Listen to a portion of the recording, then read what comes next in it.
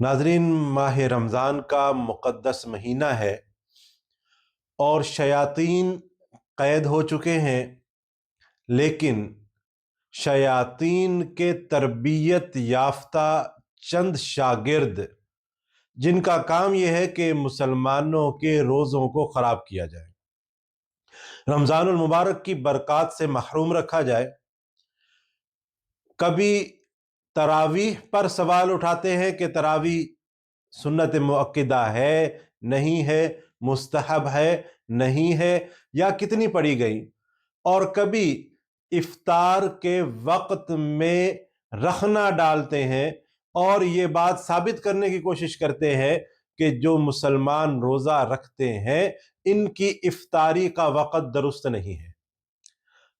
اب ان عقل کے اندھوں کو یہ دیکھنا چاہیے کہ 1400 سال گزر چکے ہیں اور ایک عمل مسلسل ایک ہی ترتیب پر آ رہا ہے کہ غروب آفتاب کے وقت روزہ افطار کیا جائے۔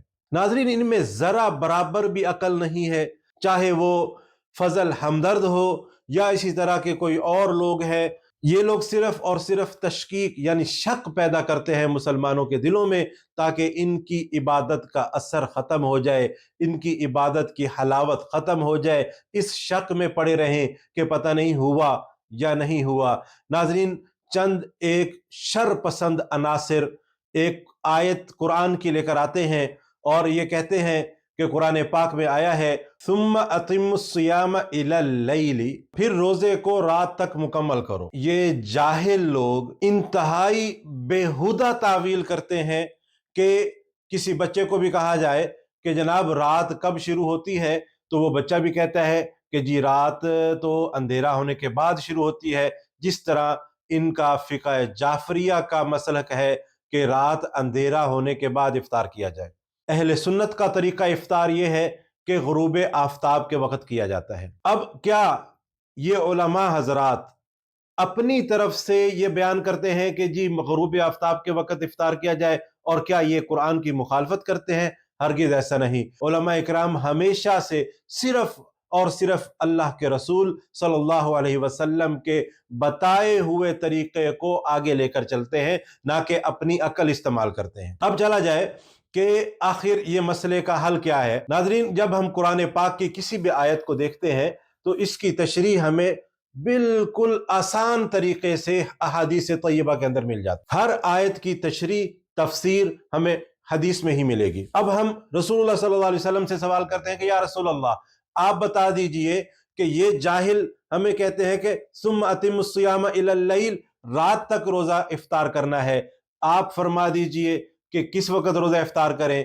تو چلتے ہیں صحیح بخاری کتاب الصوم حدیث نمبر 1954۔ حضرت عاصم بن عمر رضی اللہ تعالیٰ عنہ ارشاد فرماتے ہیں کہ ان کے والد حضرت عمر رضی اللہ تعالیٰ عنہ نے بیان کیا کہ رسول اللہ صلی اللہ علیہ وسلم نے ارشاد فرمایا اذا اقبل اللیل من ہا ہنا، جب رات اس طرف یعنی مشرق کی طرف سے آئے، وادبر النہار من ہا ہنا، اور دن ادھر مغرب میں چلا جائے، وغربت الشمس، اور جب سورج غروب ہو جائے تو کیا ہوگا؟ فقد افطر الصائم، تو روزہ افطار کا وقت آ گیا۔ حدیث کے بعد چلتے ہیں صحابہ کے تعامل کی طرف۔ وَأَفْطَرَ ابو سعید الخدری رضی اللہ تعالیٰ عنہ حین غاب قرص الشمس، اور جب سورج کی ٹکیا ڈوب گئی تو حضرت سعید خدری رضی اللہ تعالیٰ عنہ نے روزہ افطار کر لیا۔ اس اثر کو سعید ابن منصور اور ابن شیبہ نے بھی بیان کیا۔ ابو رجا فرماتے ہیں مسند عبد الرزاق کے اندر، میں رمضان المبارک میں افطار کے وقت ابن عباس رضی اللہ تعالیٰ عنہ کے پاس حاضر ہوتا تھا، ان کا کھانا رکھ دیا جاتا تھا، پھر ایک آدمی کو حکم دیتے تھے کہ سورج کو دیکھتا رہے، فَإِذَا قَالَ قَدْ وَجَبَتْ قَالَ كُلُوا قَالَ ثُمَّ كُنَّا نُفْطِرُ قبل الصلاۃ، جب وہ کہتا کہ سورج ڈوب گیا ہے تو پھر وہ اعلان کرتے کہ اب کھانا کھاؤ، پھر ہم لوگ افطار کرتے تھے اور اس کے بعد ہم نماز پڑھا کرتے تھے۔ شرح بخاری میں ابن بطال رحمۃ اللہ تعالی صراحت سے فرماتے ہیں کہ تمام علماء کا اجماع ہے کہ اذا غربت الشمس فقد حل فطر الصائم، کہ جب سورج غروب ہو جائے تو فوراً ہی روزہ ختم ہو جاتا ہے۔ اب ایک سوال یہ پیدا ہوتا ہے کہ غروب آفتاب کے بعد جب اندھیرا ہو جائے اس وقت افطاری ہونی چاہیے، یا اسی وقت ہونی چاہیے جس وقت غروب شمس ہو جائے؟ اب ہم چلتے ہیں اس حدیث کی طرف جو حدیث یہ فضل ہمدرد اور اس جیسے لوگوں کو کان سے پکڑتی ہے اور یہ کہتی ہے کہ تم لوگ جو طریقہ اپنا رہے ہو وہ طریقہ افطاری کا یہود و نصارہ کا ہے۔ شرح زرقانی علی موطا امام مالک، اس میں آتا ہے کہ نبی کریم صلی اللہ علیہ وسلم نے اس کی علت حضرت ابو ہریرہ رضی اللہ تعالی عنہ کی حدیث میں جو مذکور فرمائی، لِأَنَّ الْيَهُودَ وَالنَّصَارَى يُؤَخِّرُونَ إِلَى ظُهُورِ النَّجْمِ، کہ یہود و نصارہ افطار میں تاخیر کرتے ہیں یہاں تک کہ ستارہ ظاہر ہو جائے۔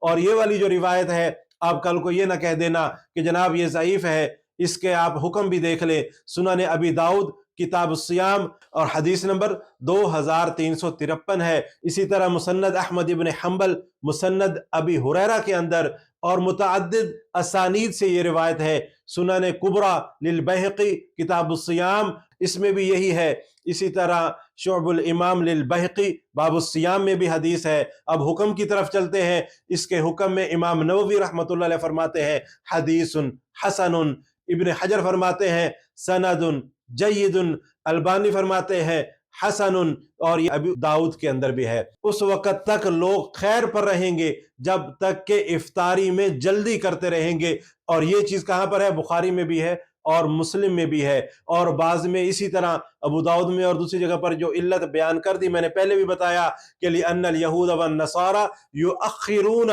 کہ یہود اور نصارہ جو ہیں وہ روزے کی افطاری کے اندر تاخیر کرتے ہیں، جبکہ مسلمان روزے کی افطاری میں تعجیل کرتے ہیں، یعنی جلدی کرتے ہیں۔ تو اس سے یہ ظاہر ہوا کہ قرآن میں جو ایک حکم آیا کہ لیل تک افطار کرو، تو لیل کی جو لغت کے اندر ہے، جتنے بھی اصحاب لغت ہیں سب نے یہی کہا ہے کہ رات کی ابتدا غروب شمس سے لے کر طلوع فجر تک ہوتی ہے۔ لیکن اگر میں اسی پہ سوال کروں فضل ہمدرد سے کہ مجھے یہ بتاؤ کہ قرآن میں آیا ہے کہ رات تک افطار کرو، اب مجھے بتاؤ آپ کی افطاری رات کے کس حصے تک ہونی چاہیے؟